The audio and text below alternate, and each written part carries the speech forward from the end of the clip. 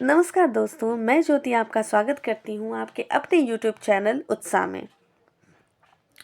तो इस वीडियो में हम सुमेरिनी के मन के दो निबंध और पढ़ेंगे। हमने इससे पहले के वीडियो में बालक बच गया को पूरा किया है और घड़ी के पुर्जे और ढीले चुन लो पढ़ना बाकी रह गया। तो चलिए घड़ी के पुर्जे को पढ़ लेते हैं। यहाँ ये बहुत छोटा सा निबंध है ना। चलिए शुरू करते हैं। धर्म के रहस्य जानने की इच्छा प्रत्येक मनुष्य ना करे तो कहाँ जाए, वही कान ढलका कर सुन ले। इस सत्युगी मत के समर्थन में घड़ी का दृष्टांत बहुत तालियां पिटवा कर दिया जाता है। घड़ी समय बतलाती है। किसी घड़ी देखना जानने वाले से समय पूछ लो तो काम चला लो। यदि अधिक करो तो घड़ी देखना स्वयं सीख लो। किंतु तुम चाहते हो कि घड़ी का पीछा खोलकर देखें, पुर्जे गिन लें, उन्हें खोलकर फिर जमा दें, साफ करके फिर लगा लें। यह तुमसे नहीं होगा, तुम उसके अधिकारी नहीं। या तो वेद शास्त्रज्ञ धर्माचार्यों का ही काम है कि घड़ी के पुर्जे जाने। तुम्हें इनसे क्या इस उपमा से जिज्ञासा बंद हो जाती है? क्या इस उपमा से जिज्ञासा बंद हो जाती है? इसे दृष्टांत को बढ़ाया जाए तो उपदेशक जी कह रहे हैं कि उसके विरुद्ध कई बातें निकल आवे। घड़ी देखना तो सिखा दो, उसमें तो जन्म और कर्म की पंख ना लगाओ। फिर दूसरे से पूछने का टंटा क्यों? गिनती हम जानते हैं, हम अंक पहचानते हैं, सुइयों की चाल भी देख सकते हैं, फिर आंख भी तो है। हमें भी ना देखने दो। पड़ोस की घड़ियों में दोपहर के 12 बज रहे हैं, आपकी घड़ी में आधी रात है। जरा खोल कर देख ना लेने दीजिए कि कौन सा पेज बिगड़ रहा है। यदि पुर्जे ठीक हैं और आधी रात ही है तो हम फिर सो जाएंगे। दूसरी घड़ियों को गलत ना मान लेने पर जरा देख तो लेने दीजिए। पुर्जे खोलकर फिर ठीक करना उतना कठिन काम नहीं। लोग सीखते भी हैं, सिखाते भी हैं। अनाड़ी के हाथ में चाहे घड़ी मत दो, पर जो घड़ी साजी का इम्तिहान पास कर आया है उसे तो देखने दो। साथ ही यह भी समझा दो कि आपको स्वयं घड़ी देखना, साफ करना और सुधारना आता है कि नहीं। हमें तो धोखा होता है कि परदादा की घड़ी जेब में डाले फिरते हो, वह बंद हो गई है। तुम्हें ना चाबी देना आता है, ना पुर्जे सुधारना, तो भी दूसरे को हाथ नहीं लगाने देते इत्यादि। तो ये निबंध इतना ही है। अब इसको देखते हैं कि इसमें कहा क्या गया है ना, मूल भाव क्या है। तो लेखक का कहना है इस निबंध के माध्यम से कि धर्माचार्यों को धर्म के गूढ़ पहलुओं को केवल अपने तक सीमित नहीं रखना चाहिए, बल्कि उन्हें सरल तरीके से लोगों को समझाना चाहिए। उन्होंने घड़ी के पुर्जों का उदाहरण दिया, यह बताते हुए कि जैसे घड़ी को खोलकर समझना मुश्किल नहीं होता, वैसे ही धर्म को भी समझाया जा सकता है। जब लोग धर्म के सही अर्थ को समझेंगे तो वे गुमराह नहीं होंगे और धर्म के सही रास्ते पर चल सकेंगे। मुख्य संदेश यह है कि धर्म को रहस्य नहीं बनाना चाहिए, बल्कि उसे स्पष्ट और समझने योग्य बनाना चाहिए। धर्म कोई ऐसी चीज नहीं है जिसे हम छुपा के रखें और उससे जुड़े हुए प्रश्नों का उत्तर ना दें, है ना। तो जो वेद शास्त्रज्ञ है, धर्माचार्य हैं, अलग अलग धर्म के जो आचार्य हैं, वो धर्म को क्या बना के रखते हैं कि एक डब्बे में बंद चीज कि जिस पे प्रश्न ना करो, जिसमें ये ना बोलो कि अच्छा इस नियम को हम क्यों माने या ऐसा हम क्यों करें, है ना। ये इसलिए है क्योंकि आपको बेवकूफ़ बनाया जा सके, क्योंकि आप ऐसा नहीं है कि धर्म जैसे घड़ी के पुर्जे बिना सीखे अगर ये काम करते हैं हम लोग तो घड़ी बिगड़ सकती है। वैसे ही धर्म का ज्ञान बिना जाने उसके लिए उस पे कुछ भी बोल दे, सही गलत कुछ भी बोल दे, तो वो गलत बात है। लेकिन ऐसा तो नहीं है कि घड़ी साजी का काम यानी घड़ी बनाने का काम हम सीख नहीं सकते हैं, है ना। हम सीख सकते हैं, हमें सीखना चाहिए। और क्या घड़ी बनाने का काम नहीं, धर्म के बारे में हमें पढ़ना चाहिए, सीखना चाहिए। और फिर अगर उसमें जो भी हमें गलत लगे, जो भी चीज़ें हमें समझ ना आए, जो भी चीज़ में हम प्रश्न कर सकते हैं, उस पर बिल्कुल प्रश्न करना चाहिए। ये कोई डब्बे में बंद करने वाली चीज़ नहीं है ना।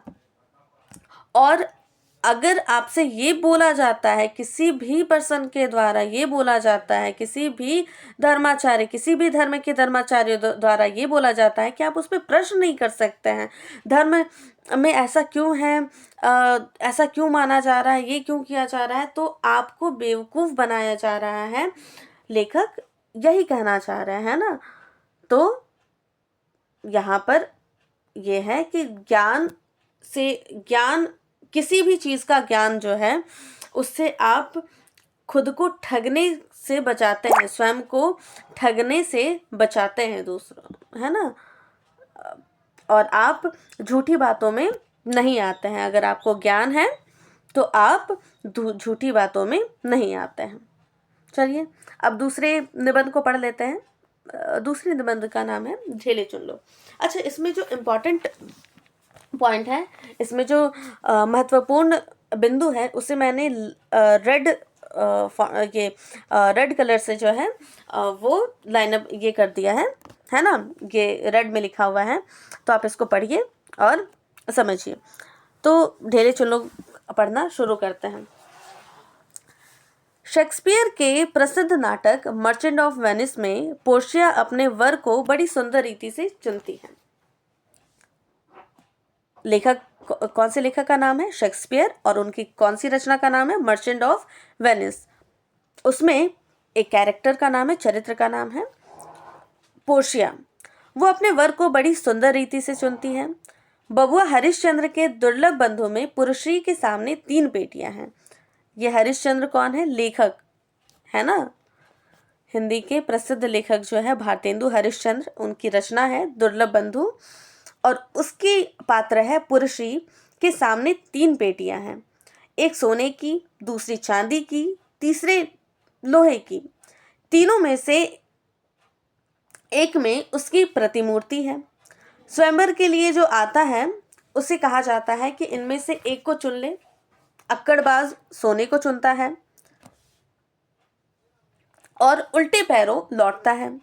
लोभी को चांदी की पिटारी अंगूठा दिखाती है, यानी जो चांदी को चुनता है वो सिद्ध हो जाता है कि ये लोभी है और उससे भी विवाह नहीं किया जाता है।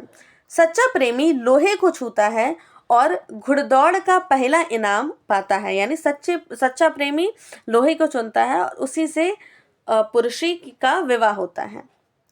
ठीक ऐसी ही लॉटरी वैदिक काल में हिंदुओं में चलती थी। इसमें नर पूछता था, नारी को बूझना होता था, समझना होता था। स्नातक विद्या पढ़कर, नहा धोकर, माला पहनकर, सेज पर जोग होकर किसी बेटी के बाप के यहाँ पहुंच जाता। वह उसे गौ भेंट करता। पीछे वह कन्या के सामने कुछ मट्टी के ढेले रख देता। उसे कहता कि इसमें से एक उठा ले, कहीं 7, कहीं कम, कहीं ज्यादा। नर जानता था कि ये ढेले कहाँ से लाया हूँ, किस किस जगह की मट्टी इनमें है। कन्या जानती ना थी, कन्या को कुछ मालूम नहीं होता था और वो रैंडम चूज करती थी, है ना। वो अंदाजे में उस मट्टी के गोले को चुनती थी। यही तो लॉटरी की बुझावल ठहरी। पहली है यही। वेदी की मट्टी, गौशाला की मट्टी, खेत की मट्टी, चौराहे की मट्टी, मसान की धूल, कई चीजें होती थी। बूझो मेरी मुट्ठी में क्या है? चित या पट। यदि वेदी का ढेला उठा ले तो संतान वैदिक पंडित होगा। ये याद कर लीजिएगा ये पॉइंट। वेदी का ढेला उठा ले तो संतान वैदिक पंडित होगा, गोबर चुना तो पशुओं का धनी होगा, खेत की मट्टी छू ले तो जमींदार पुत्र होगा, मसान की मट्टी को हाथ लगाना बड़ा शुभ है, यदि वह नारी ब्याही जाए तो घर मसान हो जाए यानी शमशान हो जाए, जन्म भर जलाती रहेगी।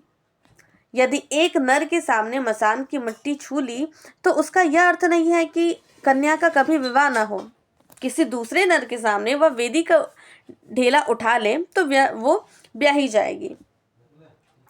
बहुत से गृह सूत्रों में इस ढेलों की लॉटरी का उल्लेख है, आश्वलायन, गोभिल, भारद्वाज सभी में। जैसे राजपूतों की लड़कियां पिछले समय में रूप देखकर, जस सुनकर स्वयंवर करती थी, वैसे वैदिक काल में हिंदू ढेले छुआकर स्वयं पत्नी वरण करते थे। आज आप कह सकते हैं कि जन्म भर के साथी की चुनावट मट्टी के ढेलों पर छोड़कर कैसी बुद्धिमानी थी। अब एक पुरुष के सामने किसी लड़की ने शमशान की मिट्टी चुन ली और उससे ये सिद्ध हो गया कि वो जो है कि नहीं, वो तो घर में आग लगाने वाली आ जाएगी, वो जन्म भर जो है वो परेशान करती रहेगी। और वही स्त्री जो है वो दूसरे पुरुष के सामने अगर वेदी की मिट्टी चुन ले तो वो कैसे हो सकता है कि उसका संतान जो है वो वैदिक पंडित बन जाए। किसी स्त्री के गुणों को मिट्टी के ढेले चुनने से कैसे ये देखा जा सकता है ना। तो ये क्या है, बस ये लॉटरी जैसा है, ये बहुत ही अलग तरीका है। चुनावट मिट्टी के ढेलों पर छोड़ना कैसे बुद्धिमानी, ये तो बेवकूफ़ी हुई ना।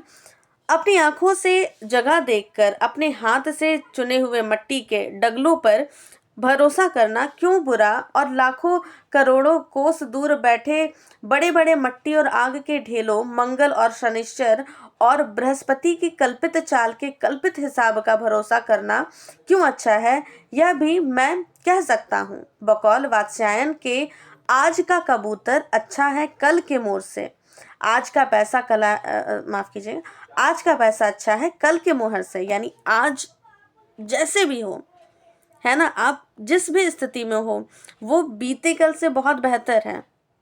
हम बस कंप्लेन में रहते हैं कि हम ये बेहतर नहीं है, वो बेहतर नहीं है। नहीं, हम हर चीज़ बेहतर है, क्योंकि पहले जो बीत चुका है वो बेहतर नहीं था, उससे धीरे धीरे आप एक बेहतर स्थिति में पहुंच गए हैं, है ना। तो जिस भी स्थिति में है वो बहुत ही अच्छी है। आंखों देखा ढेला अच्छा ही होना चाहिए लाखों कोस की तेज पिंड से। यानी जो ग्रह, मंगल ग्रह और ये है ना शनि का प्रकोप चल रहा है, ये सारी चीजें क्या है,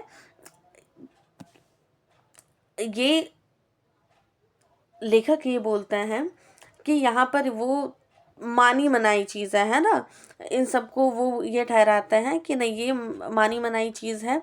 इसे हम ये कैसे डिसाइड कर सकते हैं, हम ये कैसे सोच सकते हैं कि हमारे भविष्य में क्या होगा, हमें क्या करना है क्या नहीं, है ना। अब देखिए कबीर जी के दोहे का उदाहरण देते हैं ये, पत्थर पत्थर पूजे हरि मिले तो तू मैं पूजू पहाड़, यहाँ पे मैं हूँगा, पत्थर पूजे हरि मिले तो मैं पूजू पहाड़। अगर पत्थर की पूजा करने से हरि की प्राप्ति होती है तो हम पहाड़ की पूजा कर लेते हैं ना। इससे तो चक्की भली पीस खाए संसार, लेकिन इससे तो चक्की भली है ना, जिससे जिससे जो है अनाज पीस कर संसार जो है भोजन कर सकता है, रोटी बना सकता है ना, उस आटे से रोटी मिल सकती है। तो काल्पनिक चीज़ों से बेहतर कर्म को दिखलाया गया है।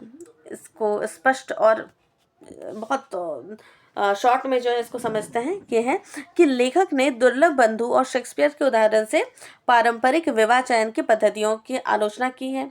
वैदिक काल में मिट्टी के ढेले चुनकर भविष्य तय किया जाता था, जो कि बेवकूफ़ी है।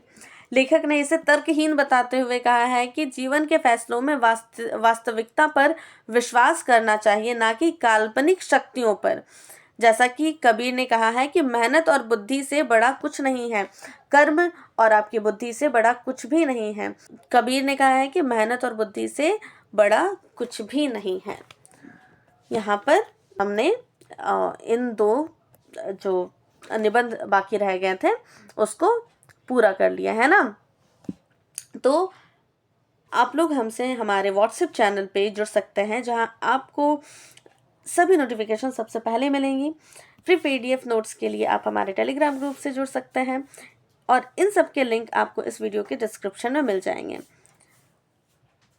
वीडियो अच्छी लगी तो इसे लाइक करें, अपने विचार हम तक कमेंट के माध्यम से पहुंचाएं और चैनल को सब्सक्राइब करें।